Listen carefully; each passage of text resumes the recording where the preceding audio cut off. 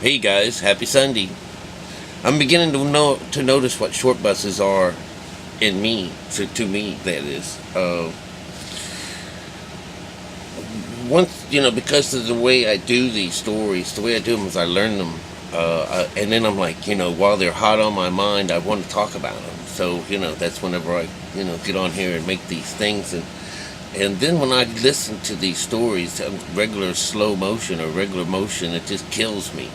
It's not terrible, but I just see my dyslexia so terrible.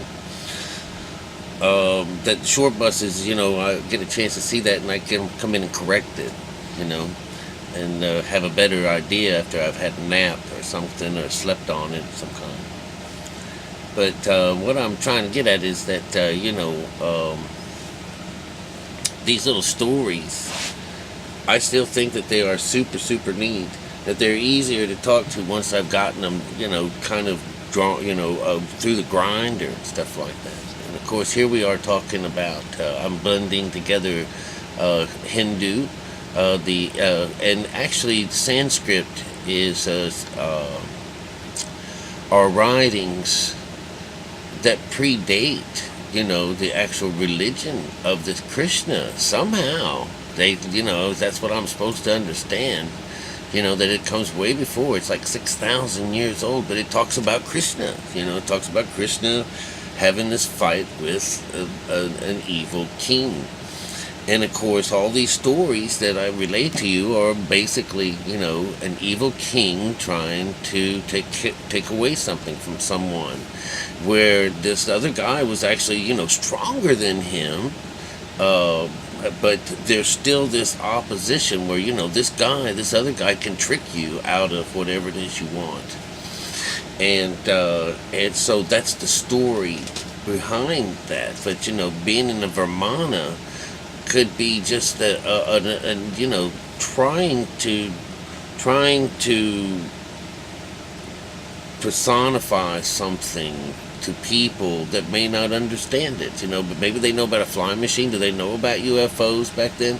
Do I know? I've seen them. I've seen a UFO, but I've seen when only three little lights. It would be like almost like little stars playing, so I couldn't tell you what one would look like. I just know that I seen something wiggling around out there, and it was pretty interesting. But I believe that the UFOs exist. Yes, all right, but in this particular story, they used in the UFO as a particular way to show you that this is from the gods, and I'm sure they think that anything coming from heaven is going to be from the gods. But in these stories, remember now, these people that are writing these stories probably know about UFOs. They probably came down on one, so they're not afraid to talk about flying things. All right. Plus, the world's much older than the 6,000 years. It's more than what the Bible believes. It's more than, and civilizations with our current bodies and stuff like that existed millions of years ago. I believe that too. All right. Only because there's fossil record of it. If mainstream media doesn't report it, doesn't mean it's true or not true. All right. But what I really liked about that was that there was a messenger that came in to tell Krishna. It says, your mom sends me to tell you that, this guy's run off with your dad, Isn't that a wonderful little thing? The idea is that the idea, if you don't hook up with, and it's your mom's thing, but let's just play around with this idea, because remember, he sees it as an illusion. But his mother tells him, run off with your pa. You don't want that. A lot of times what happens is it's this fallen angel situation, where where you're taking the lower instead. But here is Krishna in the middle of a meditation that's out to take him somewhere in the story. I'm sure his story continues on in this, but all we got was this little bit, the war, the quick little battle between him, and it didn't take very long. He just, the idea of wounding him Remember all these guys that had a severe wound and disappeared, and he came back again. All these demons, the monsters, they always come back in these stories, you know. And then this time he came back with his dad and chopped his head off. And we know that when people chop their heads off in these stories, it usually has to do with meditation. But here he was using this as I don't see my father's dead body here, and I don't even see the messenger anymore. And he called it Mayan. Remember, Mayan is made up. It's the whole world is theater, you know, or stage, and in the Mayan world, it's an illusion. And he didn't believe it, and so he took aim. That's what we do. We're taking aim. That's why we die on the cross. The cross is down below. I know I told you yesterday about the underworld, which has everything to do with meditation, all right? And down at the 12 o'clock or 12 midnight spot right there, that's where we're talking about dying on the cross, the crux constellation between the two thieves, right? Because when you're dying, this is hunting. Remember, most of these stories are, you know, the dog in the story, you know, my master's going to kill me because I'm not hunting. I'm grown too old to hunt, you know. And that's what all these little things are about, is hunting. You know, you're going to, you know, in the Hopi story, you know, you want to get that white one in the middle. You want, and once they, after he and this other entity have been traveling, you know, and cutting through the herd, they've managed to get between all of the buffaloes, and now they just have that white one left. And then all of a sudden, there's this stop in the story. You know, there's this halt, and the man telling the story, he says, "There's always, everything stops. This is the sixth one. The sixth. They came to this. This is in their story. They came to the sixth chakra where there's this." You know, there's always this pause, and that's where this is. That's when when the Shava guy comes in and cuts his father's head off as a distraction. This is, we're knocking on the door, and Sodom and Gomorrah come in, you know. It's just so interesting how all these stories, you know, kind of, they take the fun out of things. Here it is. You guys want it to be a UFO. You want it to be a UFO. Well, damn it winds up being the Kundalini instead, you know.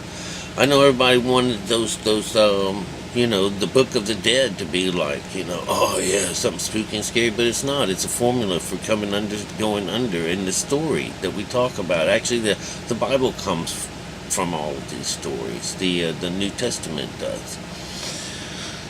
And of course, I mixed this with Ezekiel's wheel, you know, and, you know, after having, you know, more time in my mind with it, you would see that it's a story about four. It's a story about the wheel, and that wheel means everything, how your mind works, and where you go, it goes.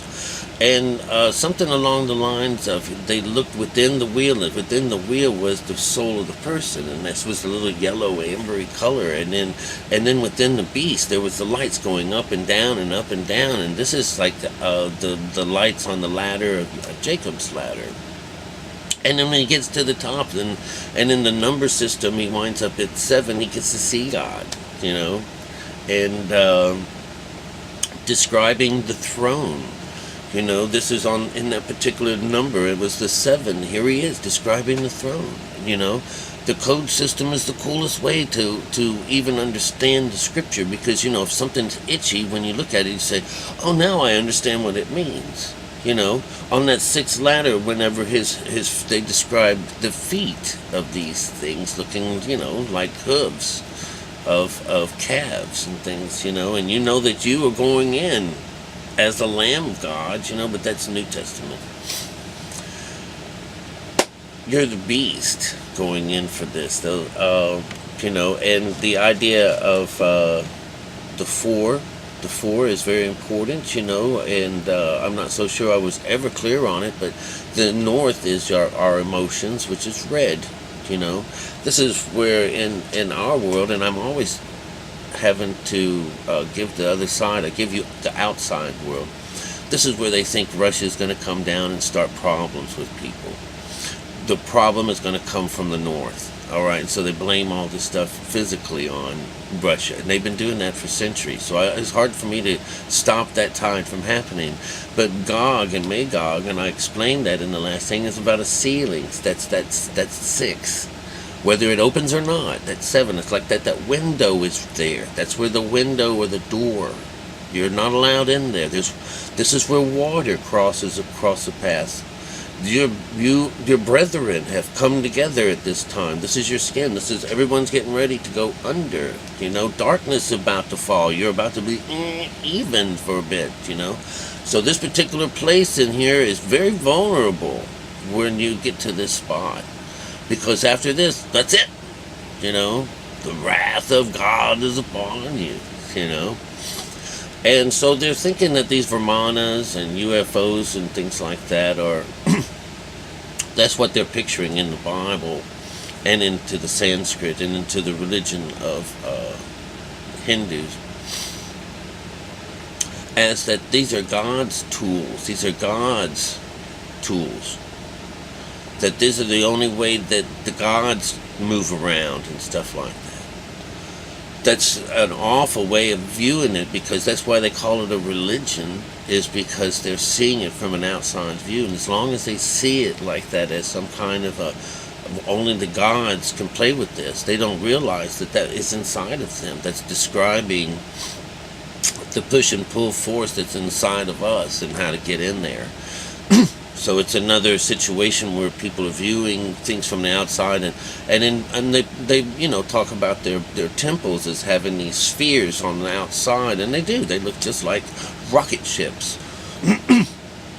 It's how to penetrate from heaven, and they're all above the ground. So it's a symbolic thing, and all these gods and all these things are all those different pieces and parts of you. This is that idea of you're going to be the master of a multitude of nations.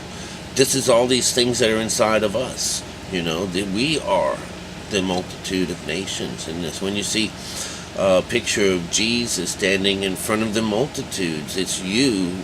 Look at all that you gain when it's this, and that's all you. I think it's kind of cool. I think it's absolutely cool, because you can look out in the outside world and see different people. They are all you, and you're all them. It's just interesting, and it's mind-boggling and expanding all at the same time. So you'll see that what I did was I mixed a little bit of 2 scriptures together, or 2 religions together, that see their works as being UFOs. And really all it is they're describing this information of how to raise above the carnal mind, how to separate from it, and how to obtain this higher conscious at your will, and that it becomes a bridle around this beast that makes it think better, makes it look for higher things and participate in more higher conscious things. But very well knows that you're going to have to come back again. You're going to run out of this juice somewhere along the way, or you're going to be tricked out of it again. Because you notice that guy, he only gets wounded, he doesn't get killed, right? That's life. That's life. Now go out and live it. I love y'all. I'll see you.